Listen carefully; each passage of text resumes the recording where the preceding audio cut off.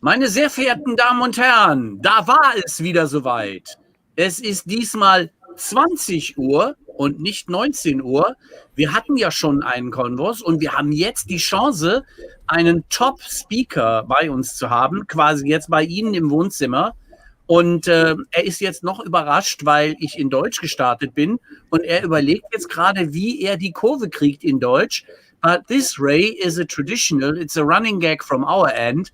I start in German and switch then to good old English. Hallo zusammen. Hey, cool!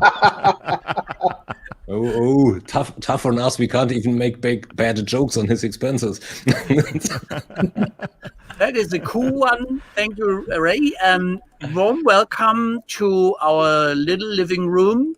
And we are very excited that we could arrange to get you in our show, as you are yourself always broadcasting. You are very busy.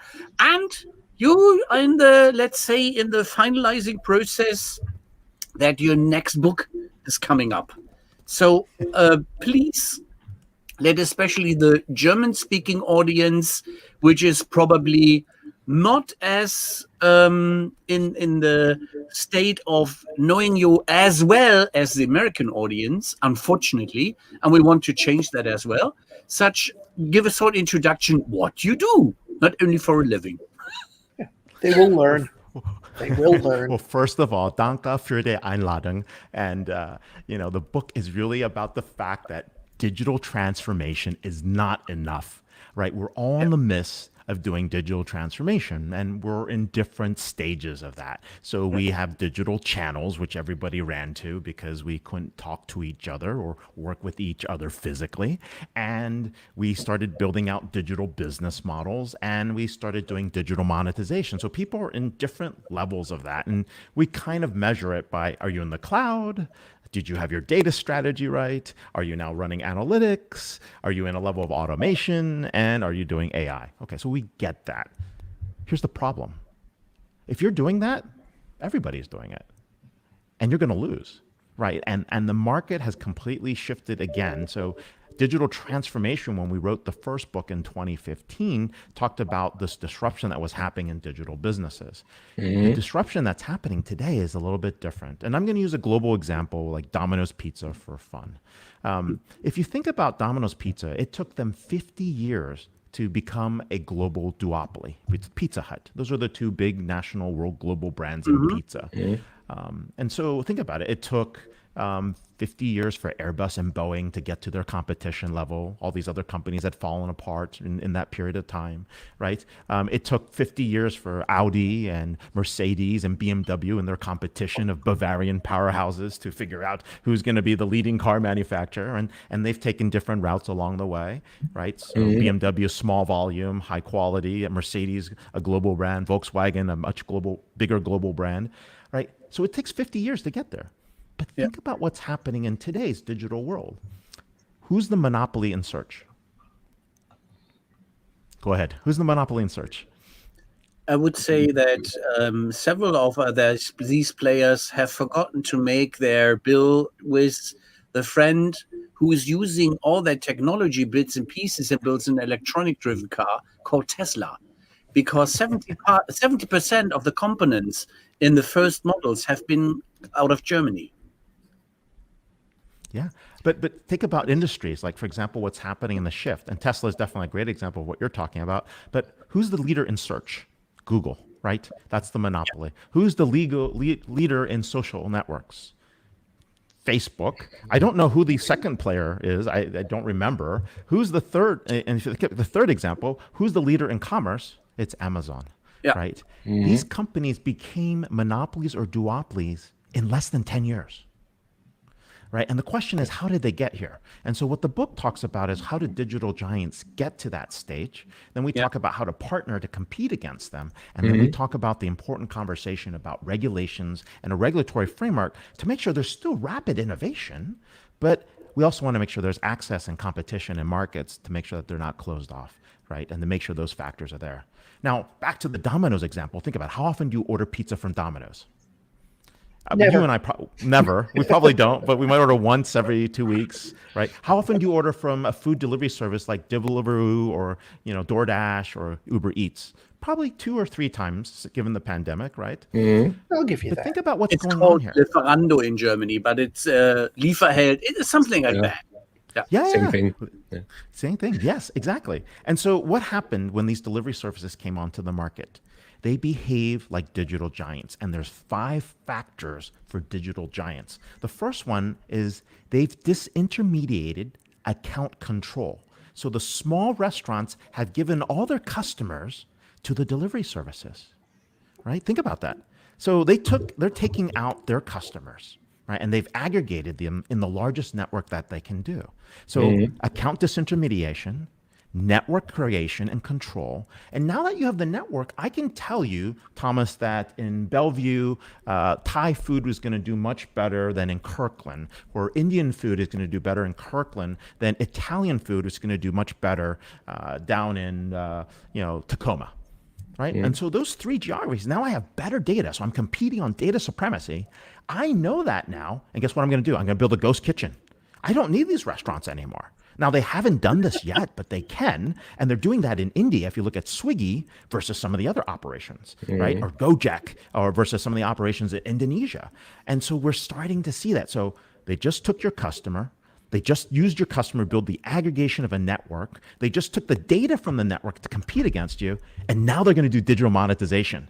They're going to sell ads, search, placement. They're actually going to create ghost kitchens around that to actually create subscription services on food. And then there's one more piece. These companies can crush Domino's all they want because they can lose as much money as they can, given the fact that they're startups with a different capitalization structure. Domino's has to deal with the equity and bond markets. Right? And so this is what's happening. So companies are starting out to be monopolies on day one. They're going to be digital giants. And you're over here doing digital transformation. I'm like, good luck. Isn't that... Let me turn it a little around. So from the perspective of the restaurant, isn't that intermediation and not disintermediation?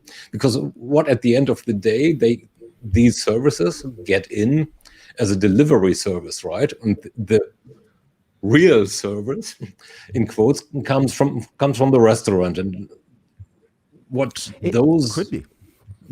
those companies are doing, smart enough, so I don't disagree that it's smart, is they put themselves in between the service provider and their customer. So why do you name it disintermediation then? It's disintermediation because the restaurants are now at risk. Let's say there were 7 Thai food restaurants that were providing services, and we realize there's a huge demand for Thai food.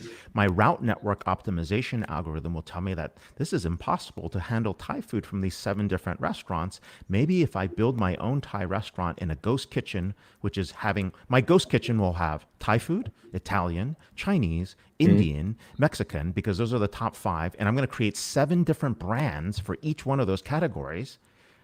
I don't need those restaurants anymore because you just want Thai food, right? You just want a pad see ew and you're done, right? Or you want a chicken tikka masala and you're good. Or you want to have like a, I don't know, a fettuccine Alfredo and you don't care which one. Right. And if you don't have an existing loyalty to a restaurant, where someplace that you had been going to physically where the people, it doesn't matter. You are calling that number. You have no idea who's cooking your food. My loyalty is to my app, which is the front end of all of those restaurants. And that's the disintermediation. Okay. And that's why DoorDash is like, oh, no, we're not going to take out the restaurants. We're going to be nice to them. Yeah, you go do that. Someone else is going to. Right? And you already see that already in India. Like Swiggy is basically building ghost kitchens. What can those restaurants do? Or what should they do?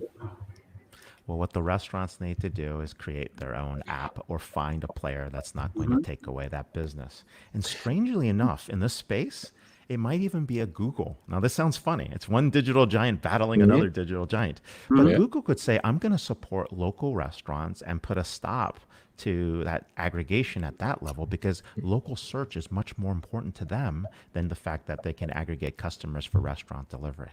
right? And so that's part of the partnership model. So if you take different cities, different classes of restaurants, let's go build those opportunities for small businesses to be successful. And we're going to see them. I think in for example, in Germany or in Canada or in Australia, I mean, governments can play a bigger role in terms of actually providing that infrastructure. And it might be as simple as creating a standard for restaurant delivery architecture, and then making sure everybody uses it, and then you create an open source app that actually opens up restaurant delivery and payments. It's simple things like that that you can do to flatten the opportunities. Oh, sorry, go ahead, Ralph. No. Easy does it. It's simply, I'm very encouraged on that the mom and pop shop following your model might have a bright future, a brighter than it's written in the history right now and in the perspective. Yeah, but it requires a different kind of approach. You might want to build what we call a joint venture startup, where a larger entity like Google might create Google Ventures, and they might take the cloud and say, we're going to donate $200 million to a startup that's focused on small businesses and restaurants. They partner with like a payments network that's in place, like MasterCard Maestro, or maybe they do it with Amex, or they choose like a bank, and they choose the bank payment network so that they can provide that ease of use on transactions to reduce the fees, right? And then each restaurant will have an opportunity to invest as a shareholder, right? And what they could do is they actually could invest, put $10,000 here, we'll give you 0.01% of the company, but it's still better than nothing, right? And we want you to be part of the network, and then actually create that. But I don't want a consortium.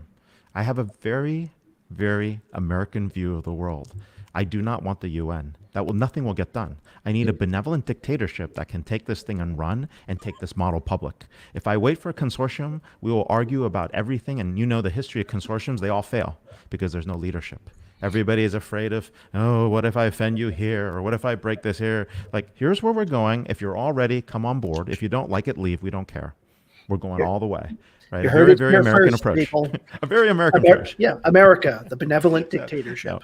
Coming But- soon to a Well, like restaurant Singapore, near you. like Singapore, a good benevolent Yeah. dictatorship. The, Right? the Netherlands are at least a kingdom, so it's We're going back to kingdoms, and just kidding. No, but the idea is that's what's failed. We studied consortiums. We studied about 100 consortiums in the research, and when I was looking at these, I realized they fail because it's consensus driven. It's usually about cost savings. People take forever to make decisions, and you can't do that when competing against a digital giant. You need a dual class structure. You assign someone in charge to actually run that thing, and if you don't like, you leave. You leave. It's okay. I'm not waiting for you. We're going all in this direction, but make the investments, build the infrastructure, and get into a direction. Design it for IPO on day one so that everybody knows what the outcome is supposed to be. And then build and add additional people into that infrastructure. Keep an open platform because you're competing against digital giants who are building open platforms. okay. Now this certainly spells disaster for the European Union, but apart from apart from politics, what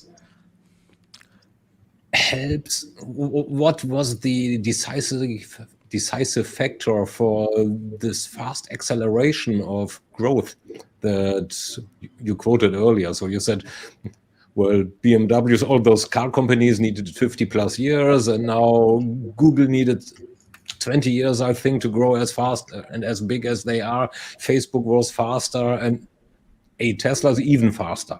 Yeah? Or look at this bloody Clubhouse. Yeah? So they grew in months where Facebook needed 5 years or something.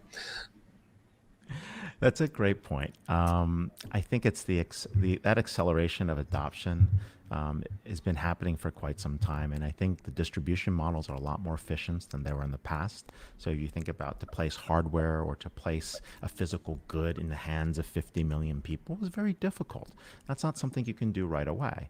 But if you were to try to do that with digital technologies, that's much easier. And so there's like this common thing that everybody has seen before, which is really like the road to 50 million. And I'll show you my version of it.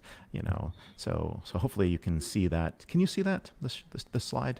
So Not yet. no Not problem. yet. I'll try to bring it. And Just so try but again. the idea behind that is you will see this whole ability. Here we go. This is a great one to look at. So when we think about this, adoption to 50 million users. Look at that. There Facebook we Live, go. 24 hours. Hallelujah. I mean, Pokemon Go was good. That was 19 days. but it's the distribution networks are so fast, right? That people can sign up and drop off, just very, very easily, right? And so we definitely see that happening. So, but yeah. So that's it's not adoption of goods, as you say, it's adoption of data. That's the fastest thing in the world. No, Marshall, it's a great point. Yeah. I made a good point. All right, I'm earning my money. Let's mark the calendar. This is for free, Marshall. No money here.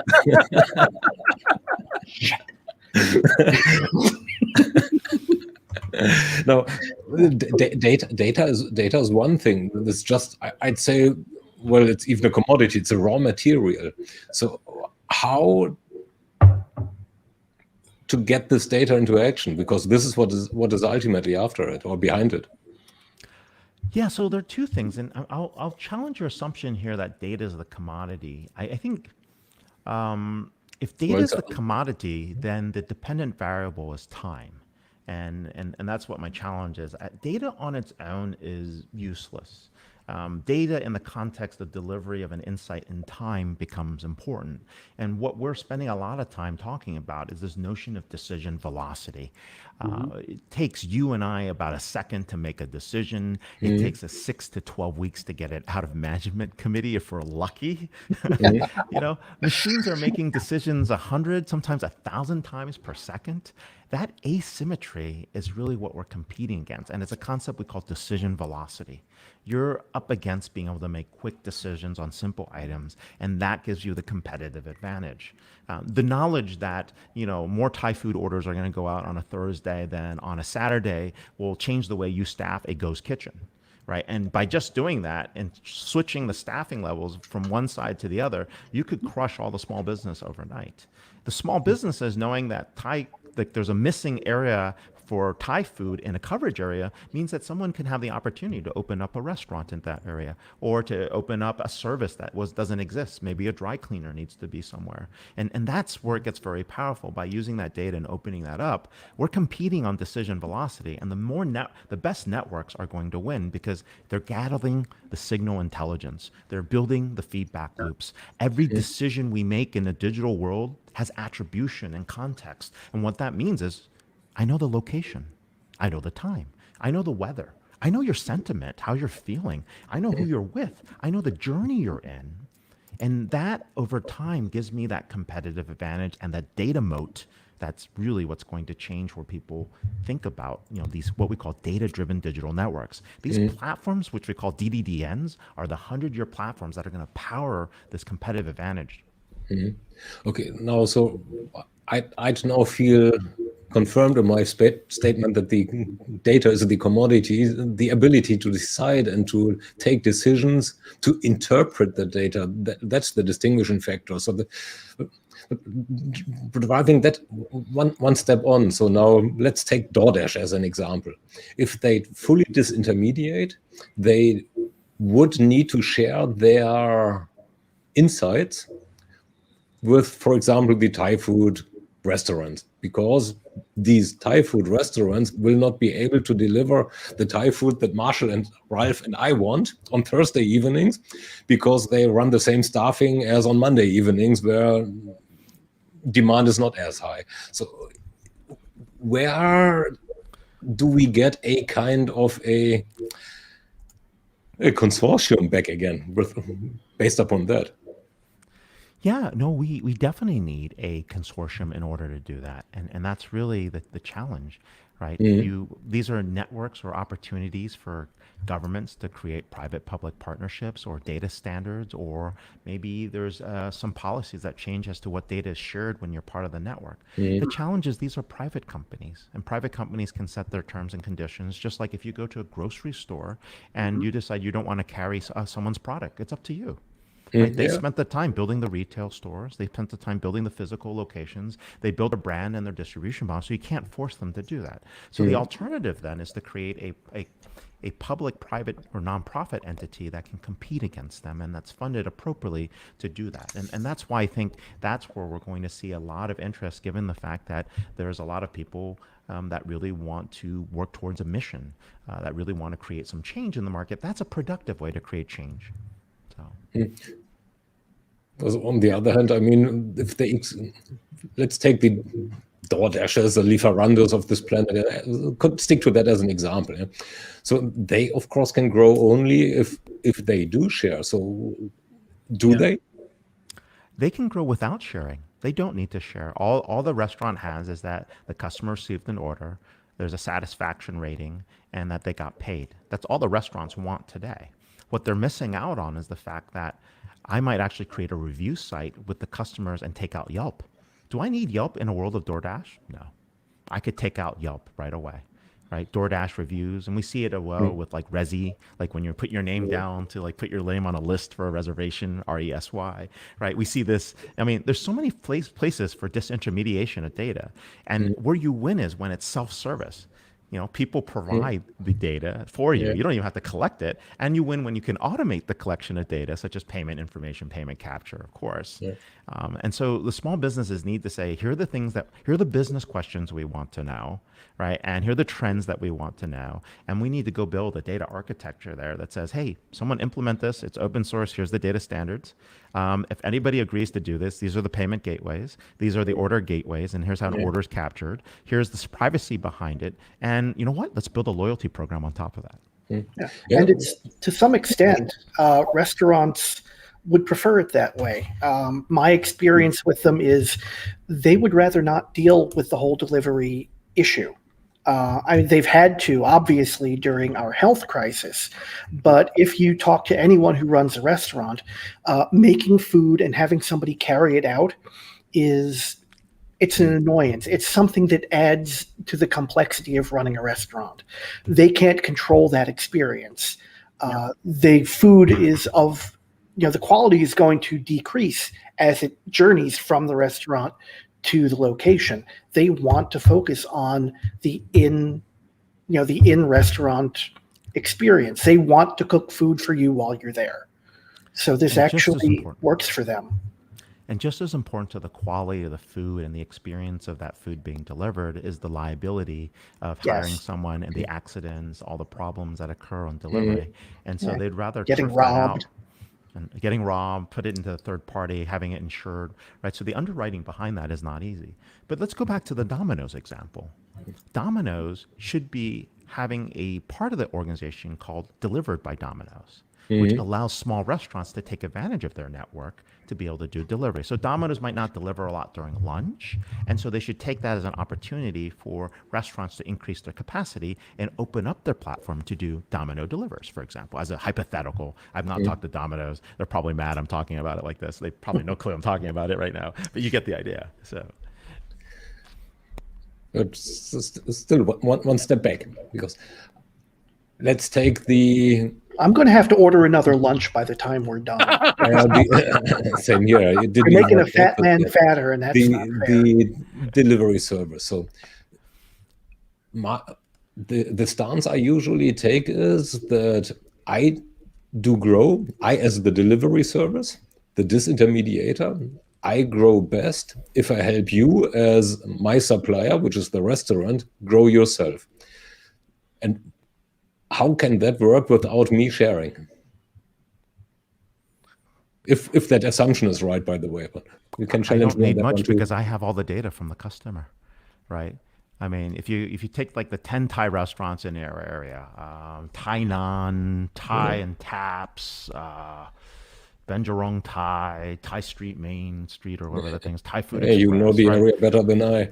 I know the area. I know the area. Right? Take those restaurants. And I go to all 6 of them and I do delivery for them, right? Yeah. What happens?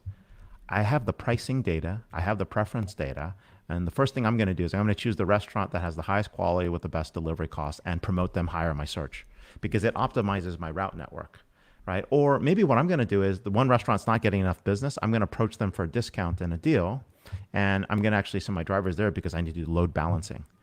What happens to the restaurants? They'd have no idea what's going on. Do I need them for their data? No. Why does DoorDash need them? I don't need them at all. I just know someone likes Thai food. This one restaurant's more popular than the other. But if I drop the price by 20% on an offer, I might actually get more people to load balance for me. Yeah.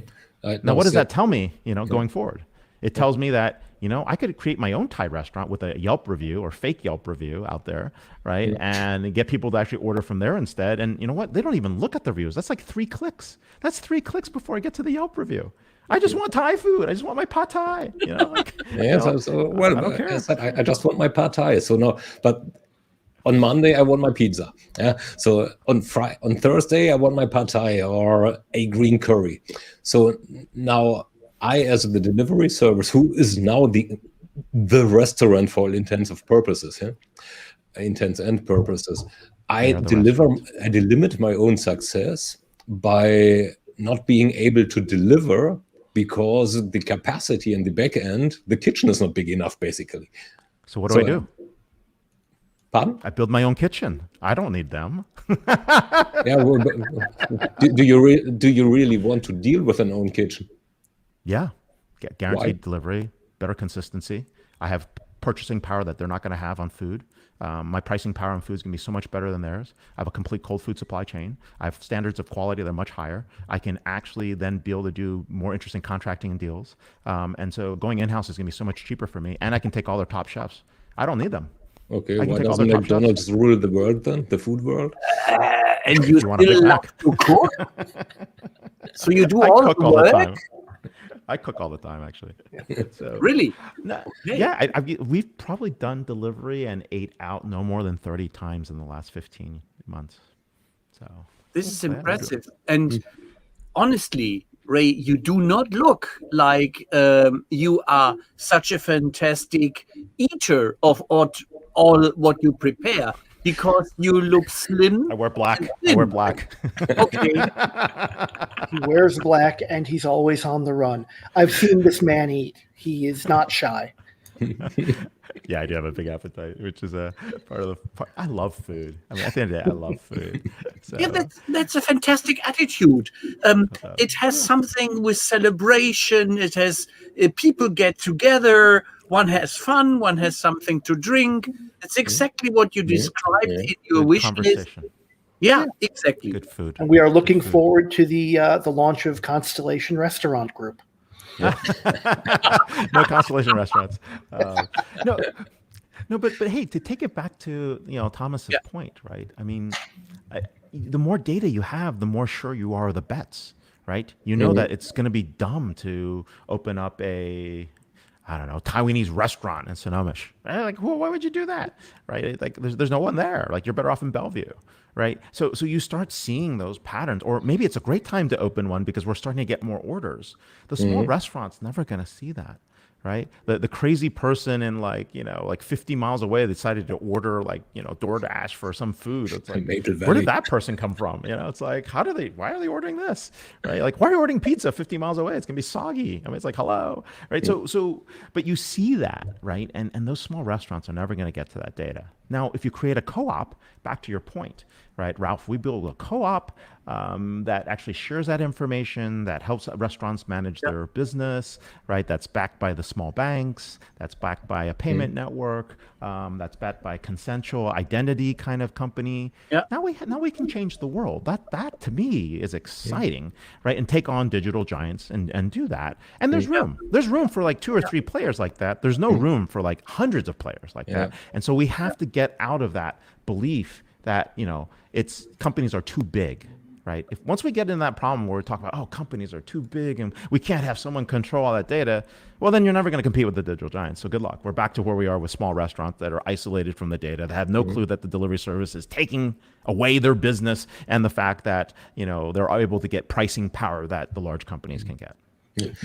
Let's get a little away from the term co-op. So I'd rather think in terms of commonwealth of self-interest. So I know someone wrote that book. I think he had a great studio. I don't know where he is. He should be on the show. But he doesn't DJ. So the thesis that I push again is I grow faster if I help you grow. For the joint venture startups, yes. For the joint venture startups, you have to believe in that thesis, but you can't turn it into a coalition. Okay, so that's what you would call a joint venture startup. A joint venture startup is the way to compete against existing digital giants. Okay, because so you need the capital. You need the capital to do it. Yeah. So. Okay, so means that is then kind of would be the next thing to get into the counter movement. Yeah, is the joint venture startup that. Hi, I'm well, it's creating the a startup grassroots to beat, yeah, way I'm creating of a startup to beat DoorDash. Right. Here you go. When will that come? Creating a socially driven mission purpose startup to compete against DoorDash to allow local and organic farming and sustainable practices to occur. That's the pitch. That's been the buzzwords of the past 5 years. Farm to table. Yeah, put that in there somewhere. 100% vegan, so to avoid climate change issues with methane gas. I don't know. We'll add it all in here, right? Actually, that brings an interesting side topic. So you now brought purpose into the picture. Will that stay a thing? I think purpose is here because it's being indoctrinated in universities. It's being pushed out across the globe. But actually, I always go back to something I learned when I was early in my career, when I did a lot of work in healthcare. At the end of the day, your purpose can be fine, but no margin, no mission. So you better make money, or I don't care about your purpose, right? And so there has to be an alignment, one, with the mission and purpose with your brand, so that there's authenticity and legitimacy. The second piece is that better generate profits, or otherwise there's no mission, right? And no margin, no mission holds.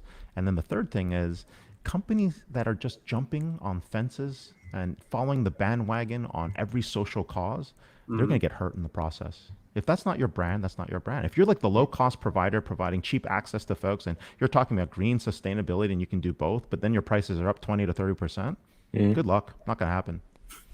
So you really do have to be true to yourself and your brand.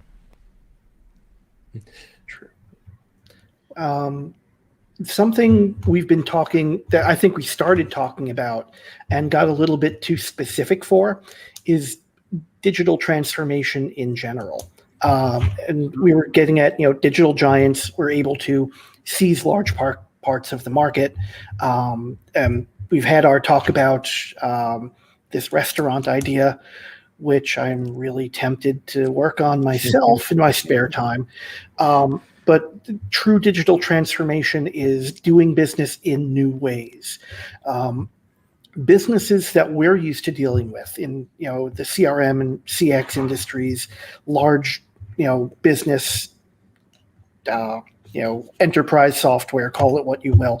They talk about digital transformation all the time, but it's rarely transformation. It's using digital tools to do the same tasks. How is it possible to digitally transform most existing industries? Or is true transformation a transformation of, I don't even know how to say this, just the world transforming by new industries coming along? I think there are multiple spectrums of digital transformation. I think the first step organizations would want to take is to understand that, can they change their existing business model and do something digitally? If the answer is no, then don't do it, right? It's fine, right? If it's not going to change you at a competitive level, if it's not going to create a unique distinction, right? We were talking about this with someone that was running a global art shop, right? They're hiring people to do painting at scale, right? Up until about 5 years ago, the answer would have been, no, there's no point for you to do digital transformation other than, you might have an e-commerce site, right? But with NFTs, now we have a very, very different things with non-fungible tokens, right? They can jump right into that business, right? And so what we actually see is that in digital transformation, we have this life cycle of organizations, and there's 5 phases how organizations get created. You need to attack all 5 in order to win. So the first one is back to what we're talking about earlier, Thomas, mission and purpose.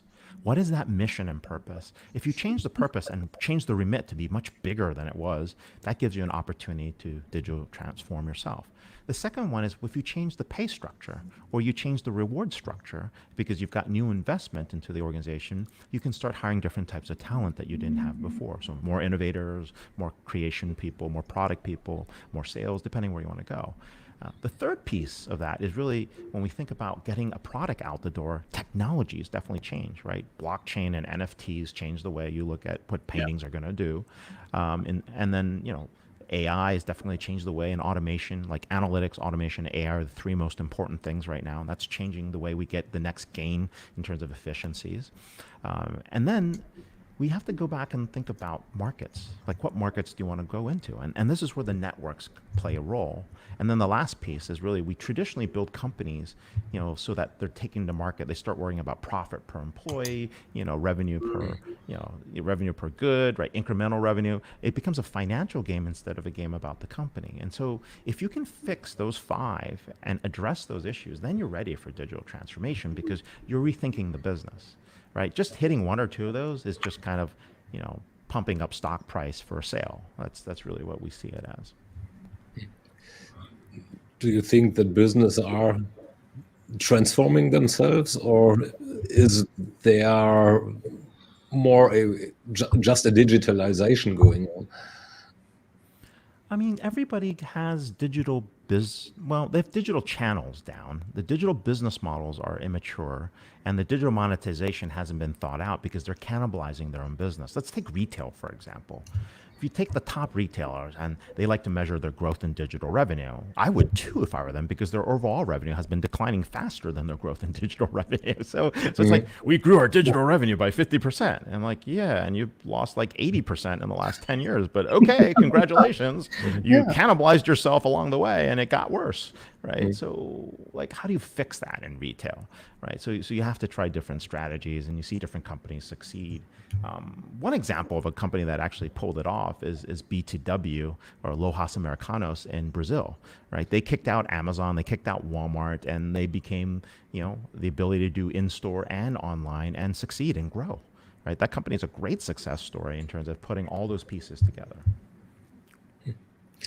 Now, you mentioned 2 interesting ones, Amazon and Walmart. So Walmart is probably one of those that is most affected by Amazon, and they are fighting back basically by trying out things.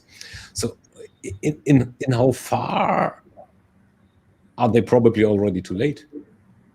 They're not too late at all. And back to the way I kind of describe how digital giants, you can compete with them. I'm not the expert on Amazon like Brent Leary might be, but let me give you a couple kind of points that are important. I thought Walmart was dead 5 years ago because they didn't understand what they were competing against, because they thought they were competing against Amazon in retail. And once I realized, when they put a bid for TikTok, I realized that they finally understood the game. The Jet acquisition, I said, maybe they get it now. But when they actually put in a bid to buy TikTok, I knew they understand what the game was. That's been an impressive one, I agree. But why do they buy TikTok? TikTok is for the ad network. They realize, right? So you notice that they have Walmart, was it Walmart Plus? Is that what they're calling them? So basically you compete against Amazon Prime with 200 million members. Walmart Plus, think about Walmart. They have 220 million shoppers every week. They realize that they're a membership network. Good for them, finally. Now, what comes with the membership network? You need to build your own in-house ad network, which is what they're trying to do, because with the cookie apocalypse that's coming, right, I need to have a first-party data and have that information. And I have to build a loyalty program. And then Walmart's also delivering healthcare, and strangely, Amazon is too, right? So Walmart suddenly realized that Amazon, which competes in multiple business models and multiple monetization models, is really a different kind of animal. It is not retail. This is a completely different game. They're competing on, once again, customer disintermediation, right? They're also competing on data. That data supremacy gives them the ability to actually identify products and goods with high margins and high volumes and optimize route networks. They are also competing against their ability to create new digital monetization. Amazon, believe it or not, is in a market that nobody thought they would be in. For example, think Google, 140 billion in search dollars in digital advertising. Facebook, 70 billion in terms of digital advertising, and Amazon now 14.1 billion. The nearest player is at about $1 billion. So they have ads, search, memberships, goods, and services, and subscriptions, right? And so Amazon competes for not just commerce, it competes for streaming services. They're spending like up what Netflix is, almost 10 to 12 billion on content. They're disintermediated the United States Postal Service by basically using them to deliver goods on the cheap by beating out FedEx and UPS. Right? They're build a cloud computing capability that allows them to compete with competitors on peak, which gives them a competitive advantage. Jeff Bezos owns the Washington Post. He could deliver news at any point in any of the devices. They just built their own last mile infrastructure network with Amazon Sidewalk, which every Amazon device that actually has the Bluetooth and 900 megahertz spectrum can suddenly extend your network. Amazon is not a commerce company. Amazon is a big tech giant. It's a digital giant by all means. And if you think you're competing against them on one or two factors, you miss the point. I mean, they've got their digital monetization down better than anyone else. Walmart is starting to play that game. The membership network is so important. Interesting that you did not mention one other aspect, which is coming directly from the advertisement, which is where the TikTok movie clip, whatever. If you combine that with a call to action button, that says buy now, then you have a direct link to the transaction. Why didn't you mention that? You do. You can do that. You have interactive TV. You have click to purchase. You have product placement revenue. That's not necessarily included in that. In terms of Amazon Prime, if they create their own movies, they can do product placements in the future. I mean, it's endless. Like I go to Netflix all the time, and I wonder, like, why haven't they done product placement, right, or commerce off of the sites, right? They haven't done that yet. They don't have to. They're a one-trick pony in terms of subscriptions, but at some point they want to monetize that experience. You paid the membership. You could actually go to a live event to find out more, right? They could start doing more things like that around community. So that could be their future. And well, community is arguably one thing that Walmart does have, local communities, because a Walmart is something that communities seem to get built around. They move into particular neighborhoods or particular small towns. They very quickly become the hub of activity. That's where the employment is. That's where the goods and services are. That's something that Amazon, at least for now, would struggle to achieve. I mean, it's not a huge part of the pie, but it's a notable part of the pie, and it's one place that they can continue to excel. Continuing on that thought, will that become a distinctive factor? I think community is important. I mean, that's what the networks are about. Let's take this merger that's going on with Warner and Discovery Networks. I've seen the dumbest thing happen twice, right? Telcos have missed every wave of every innovation that you can imagine, right? They missed, like, computers, they missed the internet, they missed cloud, I mean, you can just name it, they keep missing it. So we've got AT&T and Verizon here in the US doubling down on building 5G infrastructure. But they missed the whole point. This business model of comms, media, entertainment, technology has converged. It is all about four things. It's about the content and the content creation, okay?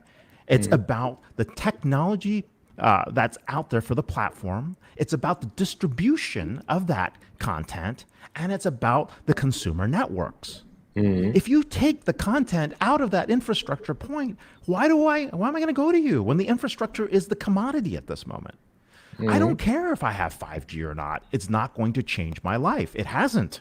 I have 5G. It's not any faster. In fact, every time I switch on to a 5G channel, it's slower, right? And the quality degradation is worse, right? So here I am. Everyone's like, oh, I need 5G. Okay, great. Go put billions of your money into 5G towers to deliver last mile, and you don't own the content distribution?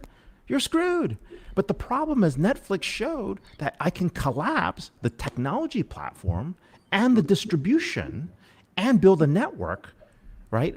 And then just bet on content. And so to compete with Netflix, you got to compete with $17 billion of investment in content. And so the telco providers are like, oh, we're publicly traded companies that have to eke out an EPS, and we can't do this anymore. We're going to unload our assets while we're still ahead.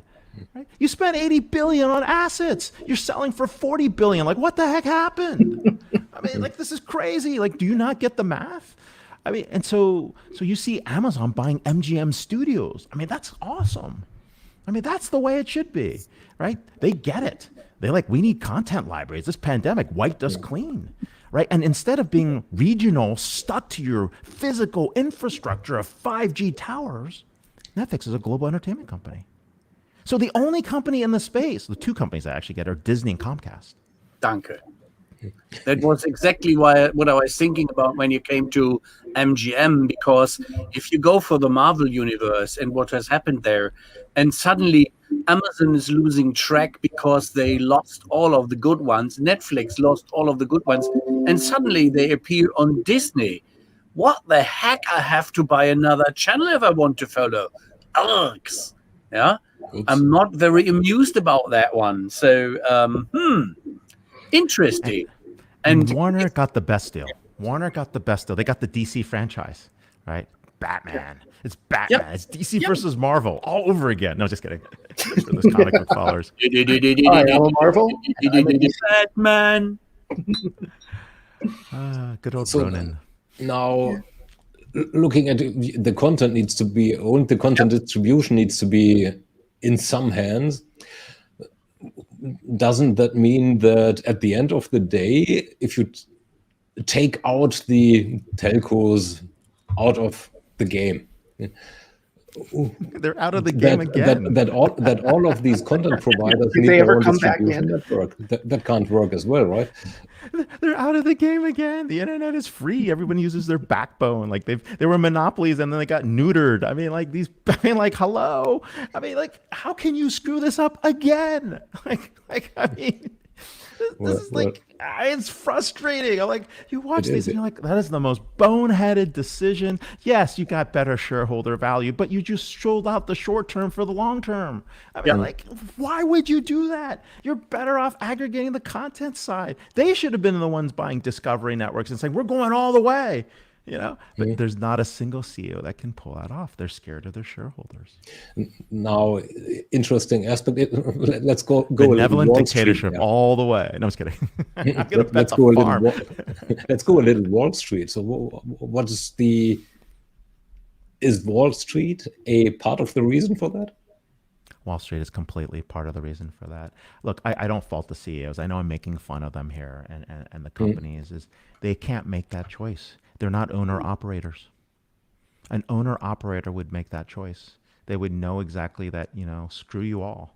And the point being is, if you have a benevolent dictatorship with a dual-class structure, you can do that because you have more majority voting rights with less shares, and that allows the continuity of the company. And that's why these founder-led companies are structured this way, because they have to be, because you're buying into the vision when you're buying their shares. So if you don't like the vision, get out. Right? If you don't like the fact that I don't have ESG goals, get out, because I'm going to go win without doing ESG. You can pressure me all these other ways. If you don't like the fact that I don't follow your rules for governance or pay structure, get out, because I'm going to win. Right? But there's a lot of pressure on the other end to force those things. You saw what happened at the Berkshire Hathaway meeting. That was fun. I mean, Warren Buffett's like, yeah, I don't care. Next, right? He's like, I think I've got a good track record, and the people buying with him are individual investors, not institutional. So there isn't that ganging up of institutional investors. What is scary is the high concentration of institutional investors in publicly traded companies, because their amount of control, which you'll see in the book, their amount of control is significant, right? They are basically, almost 30 to 40% of companies are being held by some small handful of 20 different companies. Right? I mean, it is a huge number of control. And so they're making these decisions. And that power unchecked, to me, is actually more scary than Wall Street. And there is another aspect which is worrying me extremely. If you see how many greedy, brainless people, money collecting hobbyists, are running long-term, living long, customer-driven organizations, are killed by their stupidity in simply going in the quarter-to-quarter thinking and getting more money in the bank instead of slowly developing an honest and long-term path of wealth. Yeah. Ralph, you're completely astute. I mean, here's the thing. The quarter-to-quarter short-term mentality is destroying companies everywhere. And what has happened is instead of rewarding more people, what you do is you bring a team of 10 to 20 people, reward them extremely well at the short-term gain and the long-term expense of the company and everybody else. That's where I draw the line. I'm a free market capitalist, but that's where I draw the line because you can't have a sustainable set of capital markets if that happens, where people are actually betting like that. And I think there's a responsibility for supporting capitalism. Capitalism has done so much wonders. This push towards socialism that's going on around the world doesn't make sense because it's what capitalism isn't doing is really the question. It's really how you reshape capitalism in a way that can actually help is going to be important. But it's not necessarily stakeholder capitalism either. So there's some lines that are going to have to be drawn, but it poses an interesting conversation point. And the larger macro issue is really our ability to compete against two different systems. We are at the point where we are in the 1960s, early 70s, where people are wondering, is the Western system going to succeed versus the Soviet era system? And nobody knew the answer, and the Soviet era system looked great. We are in the same point where we're looking at a Chinese Communist Party, not the Chinese people, system overtaking the Western model because, it's more efficient and people seem more happy. Yes, but they have no rights and, they're being bullied by the government. Oh, but that's okay. I'm like, really? Like, what's wrong with you? Maybe I'm too much of a Western person, right? But the point being is these systems are colliding, and they're colliding everywhere from currencies. They're colliding from our standards in technology. They're colliding in terms of bio development. They're colliding in terms of military. I mean, short of coming to a war, I mean, we're very close to a brink of something. So, and we've been in war. We've been in cyber war. We've been in a bio war. We've been in, economic war. And we're about to enter the military phase when, countries start reclaiming their loans for debts that aren't paid. Like, hey, why don't you give me your port? We could use a few subs here, right? That kind of stuff is happening. Or, hey, you like our GPS infrastructure, but you don't like listening to what we say. We're going to cut you off from our GPS satellites. I mean, those things are happening. Yeah, it's a nice city you got there. It'd be a shame if something happened to it. Well, but the aspect is, look to the American economy and look what they owe the Chinese state or whoever gave the money. You are in a shitty situation as a country because you owe so much. And it's we are the world's biggest Ponzi scheme. And there is... That's true, Yeah, and there is not just one, allow me to be honest, crazy chap who has 4 years of disaster time to play around and looking for doing the strong talk, but not delivering something which is efficient and long-lasting. So China is on that as it's like a mosquito. It will go away. But you still owe me a lot of money. Now they want to collect. Well, I will say I'll say three things that are very controversial intentionally, and only to make a point and not necessarily to offend anybody. The first one is the U.S. is truly the world's biggest Ponzi scheme. It's done very well.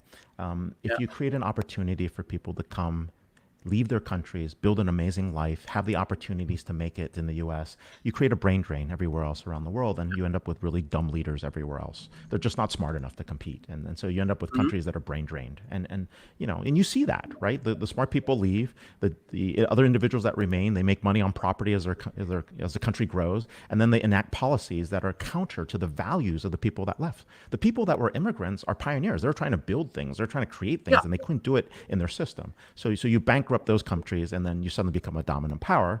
And then when you overlay fiat currency on top of everyone, being the world's reserve currency, you can print as much money as you like, which is the Ponzi scheme, right? And then you add the fact that you have a government that wants to buy everyone's votes. Like, I'll buy your vote with a free tax deal, with a trade deal, with an incentive, with a trade zone, with a favor, right? Or I'll buy it with free housing, free education, free college, right? Like I'll buy you free food, like, I'll just buy your vote for anything. Then the system becomes corrupted. So that's statement number one.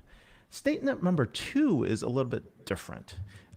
We have basically gotten ourselves into a situation around the world where we no longer understand what is right and what is wrong, right? And I would tell you, in every government, there are patriots and there are internationalists. And we have a war between globalists and patriots. I don't care what country you're in. There are patriots in Poland. There are patriots in Germany. There's patriots in France. There's patriots in Indonesia, right? And what that means is nationalism versus globalism is a real thing. And globalists have taken advantage of the nationalists and left them with nothing. And that creates a hole in terms of trust in your institutions of creating fair markets. And, you know, I can get you excited about anything. And social media has amplified the emotion. So we're operating on emotion, no longer logic, because the systems have failed us in terms of protecting us. And our government leaders have sold out their countries.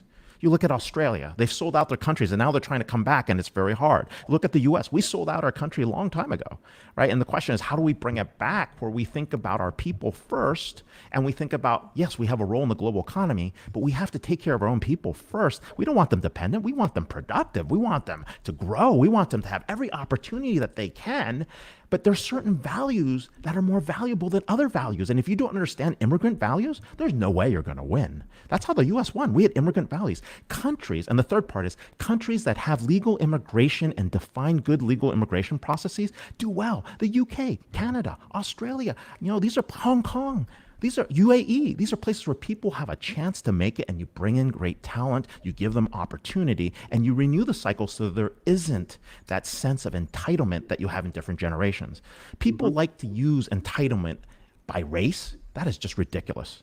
It's by generation of immigration. First generation folks are totally never entitled. They're like, God, I got to work it to make it here. Second generation folks are like, my parents worked this hard. Third generation folks are like, what do you mean? This is great. I should be getting this. I'm entitled. By the time you're third generation in any part, you're going to be entitled. You look at third generation Japanese and fourth generation Japanese after the war, they're like, it's not the same country. You look at Korea, which is like 2 generations behind, they're working their butts off. They're like, we're going to go win. We're going to go crush people. A generation from now, they're going to be weak. And so when you take China in this context, 30 years from now, they're going to look like Japan. They're like, you know, aging population, low population growth. You know, we're not as hungry. We're all in consumer debt. You know, we don't understand values of growth, right? You know, there's no savings. I mean, it's just going to be lost. There'll be a lost generation just like that. So not that I don't want to be dystopian, but my point being is like these things don't last forever. And the renewal is so important inside countries, which is why you want immigration. Okay, what's point 3 then? Oh, we hit all 3 points. We talked about China being a factor. We had all 3 points. The point is that there is 2 movements coming from Germany. The one is Soziale Marktwirtschaft, and this was the old one, which is looking for a fair share of getting the balance done. Not too much interference of the state, but some regulations which should be useful. Now we have the challenge that we need to reinvent ourselves again to come to something called a human Marktwirtschaft, a human market capitalism. And then we come to the discussion with Paul Greenberg, Mark Benioff, who is doing something like in this direction, such as I want to be a capitalist, but with some sense in my brain. Yeah, the magic triangle. 5,000 volt, but there is a light going on. Yeah, there is a bulb which is powered. Yeah, this is important. That's the magic in it, and I believe that I follow with a lot of excitement what you just said in your 3 points, and that would be a lovely one to follow up in another CRM conversation, as we are 2 minutes to our time limit, if I'm right. As you say, super. So no, but let me add one important point. Yeah, I love Germany. I want to spend 3 years in Germany, understand why Germany did not fall into that 3-generation rule. You compare Germany versus Japan, Germany still has that tenacity. It still has that will to fight. It still has that will to prove themselves. I don't know how that happened. I think the Turkish immigration helped, right? Turks helped. I think there's some immigration of smart people into universities helped. I think it's the global companies which had the opportunity to span the world. but you need that in order to succeed, right? And it comes back to, how do we activate movements, right? This whole thing we talked about earlier, we can compete against digital giants and activate movements for good and actually bring capitalism back. Capitalism is not an evil thing. Capitalism is amazing. Capitalism is an amazing thing, an amazing force, right? And we keep forgetting about that. Grateful. Great. Well said. It's an important thing, if not used the wrong way. Like all tools and all technologies. So, famous last words as our hour is about to expire. It's a good one. Talk. What is the where will it go? What's the next the next thing in this picture that you have drawn for us? Well, I think what we can start thinking about is how to create these joint venture startups. The reason that's important is we see 50 markets and 100 players in every major market. So North America, Europe, APAC, Latin America, there's going to be 100 companies left. One of them is going to be the digital giant, and the other one's going to be this joint venture startup that we create, right? That's the aggregation that's going to happen because you need that scale in order to power these AI-driven businesses and these data-driven digital networks. There are going to be a lot of smaller players, but there's going to be one anchor in each one of those that collapse supply chains around data. So industries will collapse around data supply chains. So comms, media, entertainment, technology is the same thing. Banking, financial services, insurance is the same thing. Insurance, healthcare, and public sector is the same thing. Manufacturing, distribution, and consumer products. Manufacturing, distribution, and retail are the same thing. And now I really want a signed copy. I will get you a signed copy. Woodinville, pre-order your book. I'll see you there, 628 Brian Carter Cellars. I'll send you stuff, Marshall. Just coming soon to a neighborhood link there. How do you sign a digital Kindle version? We will get physical copies. We're not going digital. If I give you a digital signed version, I don't know where my bank checks are going. Make each one an NFT. An NFT version. Great. Thank you so much for having me here. Yeah. It's been wonderful. I'm looking forward to seeing you in person one of these days again. Same. It's been far too long. And we would love to see you in our little Wohnzimmer again, please, because it was encouraging. Yeah. No, the future is bright. There's a light at the end of the tunnel. So. Great fun. More than a light. Okay. I'm hitting the end broadcast button right now, which does not mean that you need to leave now.